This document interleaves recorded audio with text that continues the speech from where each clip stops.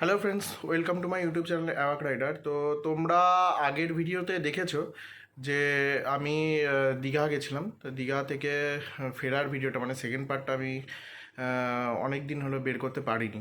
Actual কিছু প্রবলেমের জন্য আমার ইনস্টাগ্রামটা অ্যাকচুয়ালি চেঞ্জই করতে হবে, কারণ ওটা খারাপ হয়ে গেছে। তো ওটা থেকে কিছু রিকভারি করেছি, মোটামুটি পেয়েই গেছি পুরোটাই প্রায়। তো ওটা কোল্যাক্ট হয়েছে, করার পরে কাজ করেছি, করে সেকেন্ড পার্টটা তোমাদেরকে আজকে আপলোড করবো হয়তো, তো তোমরা পেয়ে যাবে। তো সেকেন্ড পার্টটা দেখে যদি তোমাদের ভালো লেগে থাকে তাহলে অতি অবশ্যই লাইক আর শেয়ার করতে ভুলো না। তো ভিডিওটা তোমাদের সাথে শেয়ার করছি, তো তোমরা দেখতে থাকো ভিডিওটা, আশা করি ভালো লাগবে। আর যেখানে যেখানে মানে পাইনি ভিডিও র ফুটেজ, সেটা কিছু করার নেই, ওটাকে ওইভাবেই আমি মানে কমপ্লিট করতে পেরেছি। তো দেখো, দেখে যদি তোমাদের ভালো লাগে অতি অবশ্যই তাহলে লাইক আর শেয়ার করতে প্লিজ প্লিজ প্লিজ ভুলো না। তো দেখতে থাকো ভিডিওটা। তো আমরা এখান থেকে বেরাচ্ছি হোটেল কিছুক্ষণ থেকে, অলরেডি অনেক অনেক লেট, অনেক। কারণ আমাদের যাওয়ার কথা ছিল হচ্ছে তোমার ওই মানে খুব জোর 5টা, এরকম 4:30 5টা। সেখানে অলরেডি এখন বাজে হচ্ছে মানে 6টা বেজে গেছে, 6:24, মানে 6:30 বাজতেই যায়, অনেক। কিছুক্ষণ থেকে বেরোলাম হোটেল, টুয়ার্ডস মেন রোডের দিকে যাচ্ছি এখন আমরা। জানি না কতক্ষণে পৌঁছাতে পারবো, মহাদেবের নাম নিয়ে এগোবো।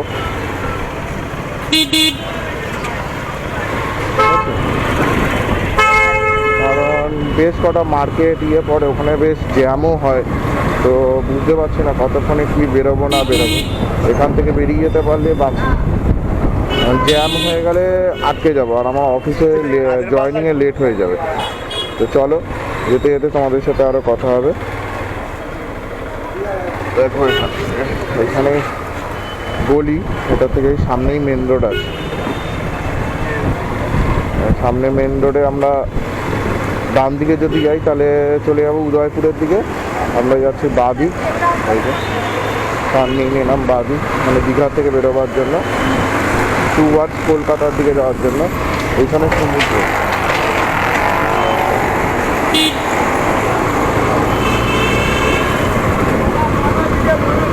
সমুদ্র রয়েছে, এই যে সমুদ্র দ্বীপ। কালকে তোমাদের ঢোকার পরেই আমি এই জায়গাটা দেখিয়েছিলাম যে এখানে এসে ডাইরেক্ট সমুদ্র, ওই যে সমুদ্র দেখা যাচ্ছে, বুঝলেন? চলো, যেতে যেতে তোমাদেরকে অনেক ভিউ দেখাবো আরও। তো এটা হচ্ছে বিশ্ব বাংলা গেট। ঢোকার সময় তোমরা দেখেছিলে এই দিক থেকে দীঘা মোহনাও যাওয়া যায়। এই বিশ্ব বাংলা গেট ক্রস করছি, মানে দীঘা শহর থেকে বেরোলাম। বিশ্ব বাংলা গেটটা হচ্ছে দীঘা শহরের এন্ট্রি। বেরিয়ে গেলাম মানে দীঘা শহর থেকে আমরা বেরিয়ে গেলাম। এবার টুয়ার্ডস কলকাতার দিকে আমরা যাচ্ছি। এখন তো কাঁথির দিকে যাব, কাঁথি। নন্দকুমার আর 83 কিলোমিটার এখান থেকে দেখাচ্ছে। নন্দকুমার পৌঁছে যাওয়া মানে অনেকটাই পৌঁছে যাওয়া, অ্যাকচুয়ালি প্রায় 100 কিলোমিটারের কাছাকাছি আর বাকি থাকবে তখন। ঠিক আছে, চলো যেতে যেতে আরও ভিউ হবে। আস্তে আস্তে জ্যামও হচ্ছে, দেখো আমাদেরকে যে করেও বেরিয়ে যেতে হবে আস্তে আস্তে। চলো যাওয়া যাক তাহলে। ভিউটা দেখো ভাই, এটা সকাল সকাল ভিউ। হোটেল থেকে বেরিয়ে ওই 3-4 কিলোমিটার মতো এসছি, পুরো গাছের সারির মাঝখান দিয়ে যাচ্ছি। দেখো পুরো গাছের সারির মাঝখান দিয়ে যাচ্ছি, দুদিকে বড় বড় গাছ, মাঝখান দিয়ে রাস্তাটা অসাধারণ। সকালবেলা মনটা ভালো হয়ে যায় এইসব রাস্তায় গাড়ি চালালে।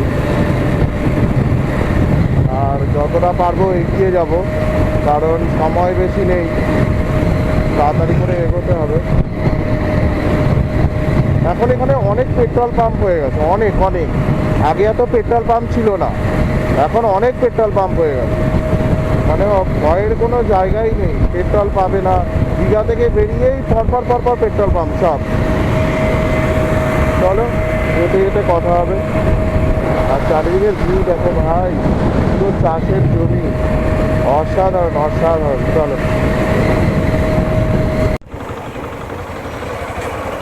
তো এইটা হচ্ছে তোমাদের তাজপুর যাওয়ার রাস্তা। দেখো দীঘা থেকে বেরিয়ে ওই 10 কিলোমিটার আসার পরে এটা পড়ে তাজপুর সমুদ্র সৈকত, 5.5 কিলোমিটার এখান থেকে তাজপুর একটুখানি। তাজপুরটা খুব সুন্দর জায়গা, আমি এর আগে একবার গেছিলাম, এবার তো একদিনের জন্য এসেছি বলে আর যাওয়া হয়নি। তো তাজপুরটা ভীষণ সুন্দর জায়গা, ভীষণ। এটা মাছের ভেড়ি আছে অ্যাকচুয়ালি, উঁচু জায়গাটা। ছোটোবেলায় আমি ভাবতাম কি এটার পেছনেই মনে হয় সমুদ্র, এরকম ভাবতাম। এটা তারপরে যখন গেলাম থাকবো তখন মনে হয় এটা মাছের ভেড়ি অ্যাকচুয়ালি পুরো। আর খানিকটা দূর যাওয়ার পরেই আবার সেম এরকমভাবেই ডানাতে আমার একটা টার্ন নেবে, সেটা হচ্ছে মন্দারমণি যাওয়ার জন্য রাস্তা। তো সকালবেলার ভিউটা দেখো এখানে, অসাধারণ। রোদটা পড়েছে দেখেছো রাস্তার মধ্যে, পুরো ছাওয়া, আর ওইদিকে পুরো রোদ হয়ে হয়ে হয়ে সেই সেই সেই। চলো, যেতে যেতে কথা হবে অনেক আজকে, কারণ অনেকটাই লম্বা রাস্তা। আর ভিউটা দেখো শুধু, অসাধারণ অসাধারণ। চলো, তোমাদেরকে মন্দারমণি রাস্তাটাও দেখাবো। চলো, যেতে যেতে কথা হবে। রাস্তাটা দেখো ভাই, রাস্তাটা দেখো, আর চারিদিকের ভিউটা দেখো। দুপাশেই পুরো একদম পুরো চাষের জমি, আর মাঝখান থেকে পুরো রাস্তা, সেই লাগছে, সেই সেই সেই। অসাধারণ ভিউ, অসাধারণ।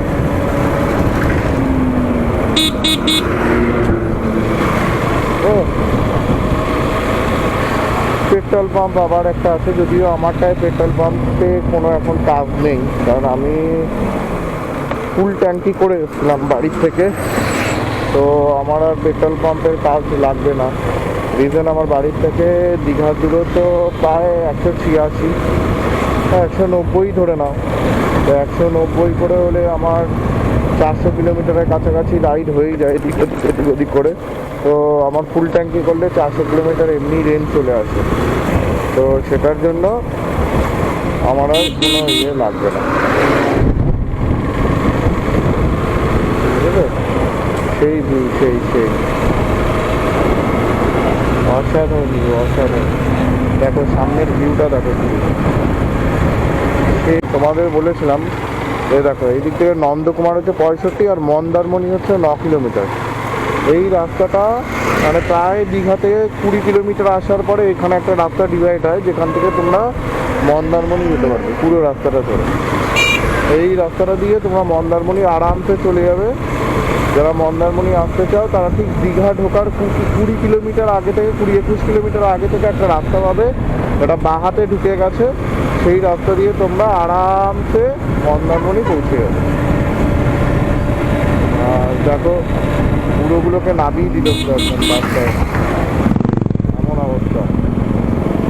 ভীষণ বাজেভাবে গাড়ি চালায় এখানে, দেখেই বোঝা যাচ্ছে। আর উল্টো সাইডের গাড়িগুলো ভীষণ বাজেভাবে আসছে। সকালবেলা ভোরবেলা বলে ভাবছে ইয়ে লাগবে না।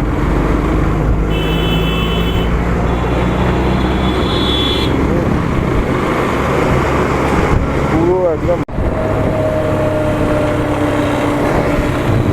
তো আমরা নন্দকুমার ঢুকে গেছি। মোটামুটি কোনো অসুবিধা হয়নি, রাস্তা ঠিকঠাকই ছিল, কোনো জ্যাম ছিল না, যেহেতু সকালবেলা ছিল। নন্দকুমার সামনেই রয়েছে, দেখতে পাচ্ছি। মোড়টা ঘুরলেই আমরা পাবো।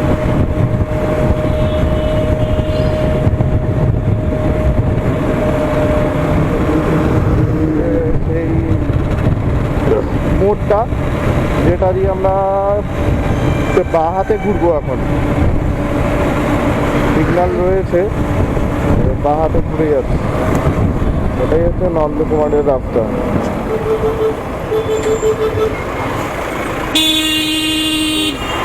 এই হচ্ছে নন্দকুমারের রাস্তা। আমরা টুয়ার্ডস কলকাতার দিকে যাব। আসার সময় ওই দিক দিয়ে ঘুরে আমাদের ঢুকতে হয়েছিল, আর এখন আমরা ঢুকে গেলাম এই কলকাতার রাস্তা, মানে টুয়ার্ডস কোলাঘাট, ঠিক আছে? ভালোই এসছি, ঠিকঠাক এসছি, পুরো কোনো অসুবিধা হয়নি। এবারেও সোজা রাস্তা, রাস্তা এরকমই ভালো রয়েছে, রাস্তায় কোনো রকম একটুও খারাপ নেই, মানে কোথাও রাস্তা ভাঙাচোরা নেই, পুরো রাস্তা, গোটা রাস্তাটা একদম পুরো। তো আমরা কোলাঘাট পৌঁছে গেছি, দেখতেই পাচ্ছ। এদিকে কোনো একটা ধাবা বা কিছু দেখে আমাদের একটুখানি দাঁড়াতে হবে। এর রিজন হচ্ছে ফেরি পাঞ্জাবেই দাঁড়িয়ে যাই, মানে কিছু খেতেও হবে আর একটু ঘুম ঘুমও পাচ্ছে। তো ওদিকে আছে এই যে শেরি পাঞ্জাব ধাবা, তো খুব ভিড়, অনেক ভিড়, এত ভিড়ে দাঁড়াবো না, আর একটু এগিয়ে যাব, যে কোনো একটা ভালো রেস্টুরেন্ট থেকে সামনে দাঁড়িয়ে যাবো, বুঝলে? কারণ এত টাইম নেই, কারণ ওখানে বসলে অনেকক্ষণ ওয়েট করতে, তারপর আমরা বেরাবো। কোলাঘাট ঢুকতে 2 ঘন্টা 15 মিনিট মতো টাইম নিয়েছে। চলো, আমার ব্রেকফাস্ট হয়ে গেছে কোলাঘাটে। তো এখন বাজে 9:16, মানে টাইমিং হয়ে গেছে অলরেডি। আমি দাঁড়িয়েছি প্রায় 20 মিনিট মতো হলো, আর ব্রেকফাস্ট করতে টাইমও লেগেছে। তো ঘোষ অ্যান্ড হোটেল ছিল, ব্রেকফাস্ট আমার হয়েছে মাত্র 70 টাকা, হ্যাঁ, আর ডিম টোস্ট আর চা, ব্যাস। তো এখান থেকে বেরিয়ে গেলাম আমি।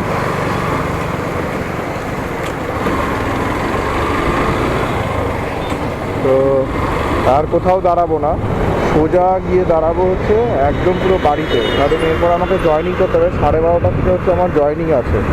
তো আর দেরি করবো না, সোজা চালাবো, সোজা চালিয়ে পৌঁছাবো হচ্ছে একদম পুরো বাড়িতে। চলো, যেতে যেতে কথা হবে আরও, চলো। তো ডানকুনি আমরা পৌঁছে গেছি, ডানকুনি টোল প্লাজা ক্রস করছি। এই ডানকুনি টোল প্লাজা দেখো, ওই যে ডানকুনি টোল প্লাজা ক্রস করে নেবো। ওই যে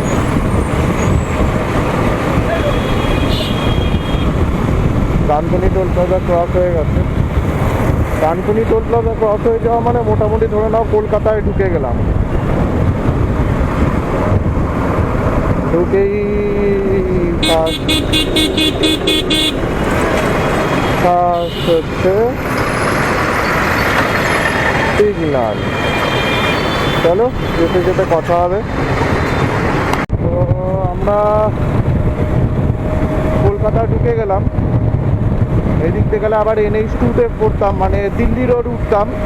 তো দিল্লি রোড তো আমরা ধরবো না, আমরা তো কলকাতায় যাব। তো আমরা দক্ষিণেশ্বর ধরবো।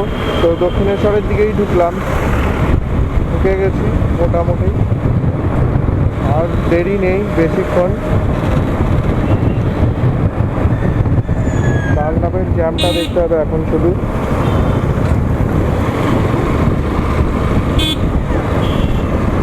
আর বেশি দেরি নেই, এই জায়গাটা বহুতই বাজে।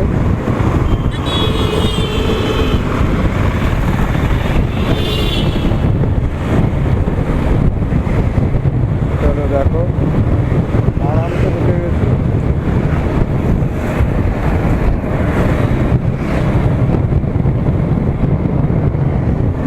এই বাম্পারগুলো এখানে খুব বাজে, পুরো রাস্তাটা এরকম বড় বড় বাম্পার দেওয়া আছে, বহুত ফালতু। চলো, আর খানিকক্ষণ পরেই দক্ষিণেশ্বর ব্রিজ পড়বে। দক্ষিণেশ্বর ব্রিজ পড়ে গেলে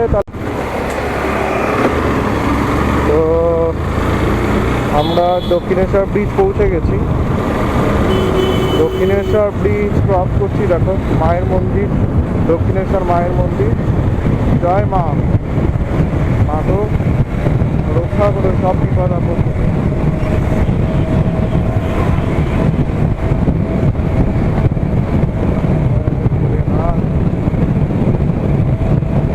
জয় ভোলেনাথ। দক্ষিণেশ্বরের মন্দির আর দক্ষিণেশ্বর ক্রস করছি। এখানটা তো জ্যাম থাকেই, কিছু বলার নেই, প্রত্যেক দিন এক জিনিস এখানটা থাকে। মানে কী কাজ হয় ভগবান জানে, প্রত্যেক দিন জ্যাম, প্রত্যেক দিন। চলো জ্যাম কাটিয়ে দিল্লি রোডে উঠে তোমাদের দেখাবো। তো আমরা দিল্লি রোডে উঠছি, এটাকে দিল্লি রোড বলে, ওটা কল্যাণী এক্সপ্রেসওয়ের সাথেই অ্যাড হয় অ্যাকচুয়ালি। দক্ষিণেশ্বর থেকে ডিভাইড হয়ে এই যে ঢুকছি রাস্তা দিয়ে, এখনও উঠে যাবো দিল্লি রোডে। 10:35 বাজে, সোজা তাড়াতাড়ি করে বাড়ি ঢুকবো, মানে ঢুকেই রেডি হয়ে আবার বেরাতে হবে হচ্ছে অফিসের জন্য। চলো দেখতে থাকো, আর বেশিক্ষণের পথ নেই। এই রাস্তাটাও কিন্তু অনেক ভালো করেছে, যে দক্ষিণেশ্বর থেকে ডাইরেক্ট এয়ারপোর্টকে কানেক্ট। তো আমরা চলে এসেছি, বাড়ির কাছে আছি। জানোই তোমরা আমার বাড়ির সামনেই নিমতাহড়া মিনি বাস স্ট্যান্ড। তো বাস স্ট্যান্ডে পৌঁছে গেছি, টাইমেই পৌঁছেছি, কোনো লেট হয়নি, একদম ঠিক টাইম মতোই আমি বাড়ি পৌঁছেছি। ওখান থেকে বেরিয়ে 6:30টার সময় আমি ওখান থেকে বেরিয়েছিলাম, তোমরা সবাই দেখেছো। আর এখন বাজে হচ্ছে নিয়েছিলাম, ব্রেকফাস্ট নিয়েছিলাম, সেটা জানো কোলাঘাটে।